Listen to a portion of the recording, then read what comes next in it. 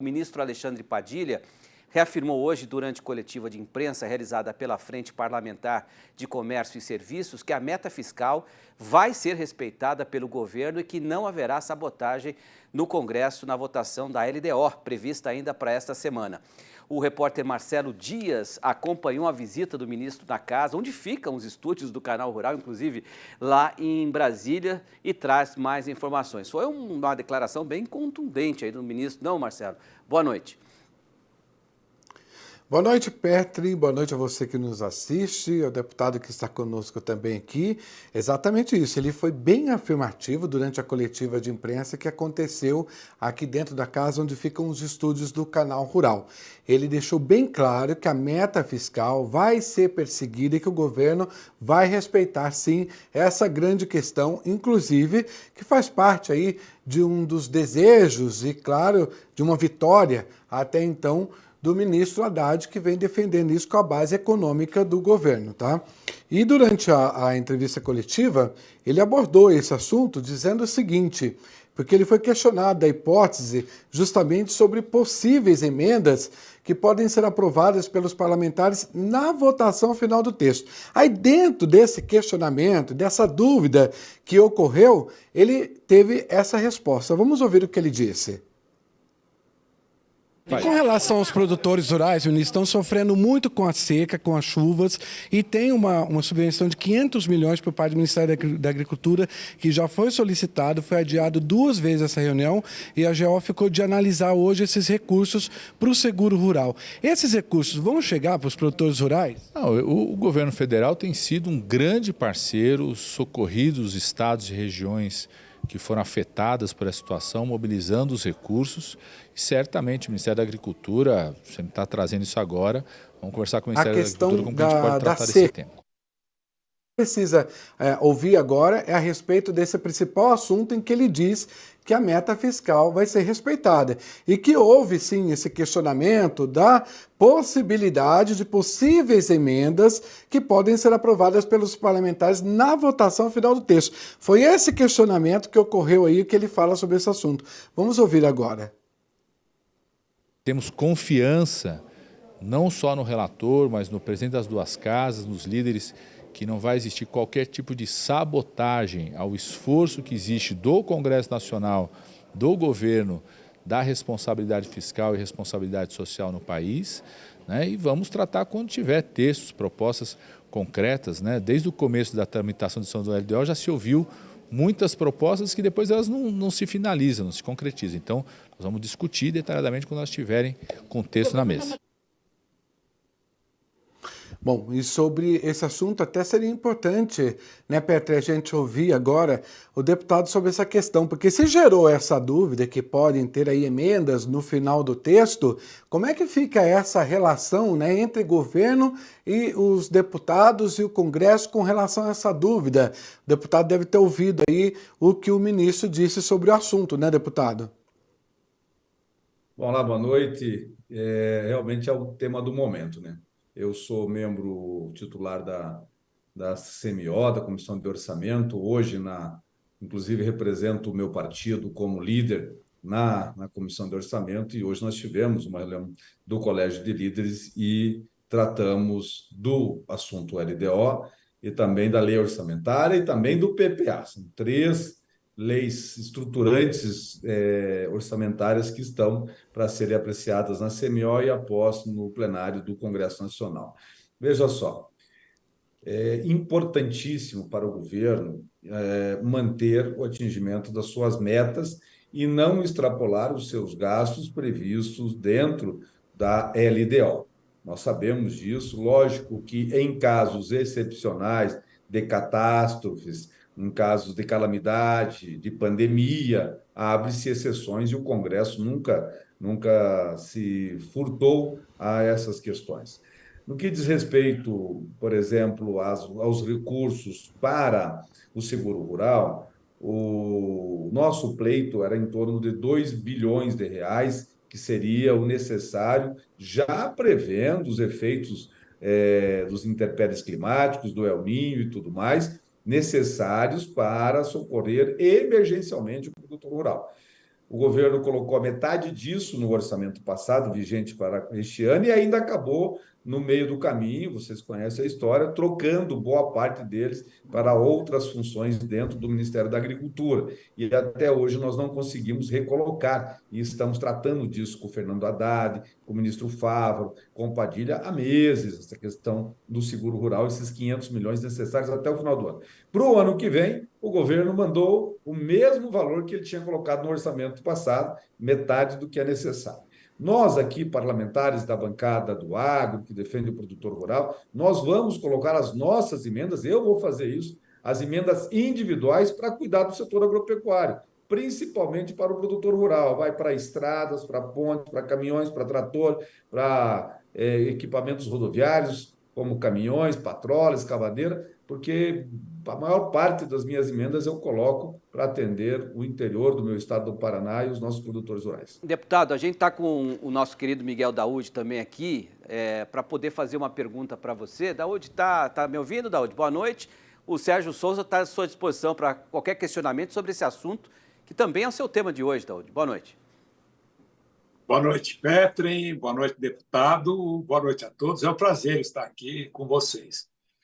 Petri, só rapidamente, eu queria fazer uma observação sobre o que foi aprovado hoje sobre o agroquímicos na comissão, porque eu tenho muitos amigos, né, ambientalistas que dizem assim, está vendo, agora o Congresso vai legislar sobre produtos a serem utilizados na agricultura. Não é verdade. O Congresso está normatizando. Quem vai aprovar ou não, né, uma molécula para ser utilizada ou como pesticidas, inseticidas, vão ser os órgãos competentes. Então, na realidade, quer dizer, não é o Congresso, continuam sendo os órgãos competentes. Eu acho que isso é bom deixar claro para as pessoas, que isso precisava ser normatizado, e é o que está sendo feito, e estão de parabéns os parlamentares envolvidos nisso. Com relação ao orçamento, mais uma observação. O Padilha disse, nós vamos cumprir a meta, mas só que a meta não está definida ainda. A meta não é mais zero. Em 2024, deputado, o governo não vai conseguir cumprir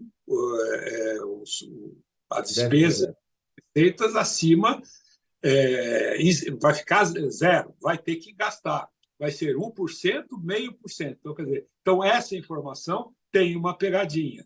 Vamos ver qual vai ser o limite do déficit e se o seguro ou as verbas destinadas ao produtor rural, que para ser executada a política agrícola, essa execução, se vai estar lá. O que o senhor acha, deputado? Vai ser assim ou não? Daúde, vamos lá, né? Eu acho assim, tá certo que a gente tem lado, a gente defende nosso setor, mas eu vi um dado publicado numa revista, Exame, salvo engano, semana passada, que também já vem do fechamento do ano anterior. O Brasil é responsável, o agro é responsável por 24% de toda a arrecadação brasileira. Isso dá ali algo em torno de 700 bilhões de reais. Nós estamos aqui mendigando 500 milhões para o seguro rural para chegar a 1 bilhão e 300, que foi o que nós tivemos no ano passado, né? No plano safra, que é 350 bilhões de reais, 400 bilhões de reais, mas para a equalização desse valor, desse volume, não chega a 20 bi. Para quem tem quase 700 de forma direta de contribuição, estamos muito aquém no orçamento, né, para receber de volta. Mas, no que diz respeito ao déficit, Daúde, isso já tá firmado.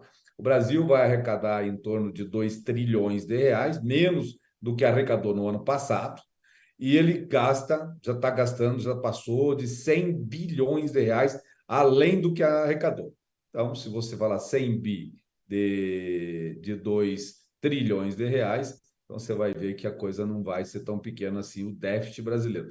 Só que aí tem um déficit autorizado pelo Congresso dentro da legislação e tem um déficit ainda não autorizado, que essa é a confusão que está aqui no parlamento, e tem uma promessa de campanha do atual governo para cumprir, né, perante os seus eleitores e tudo mais, e falta dinheiro para isso. E o governo está aqui no Congresso Nacional trabalhando fortemente para ter medidas para aumentar a sua arrecadação.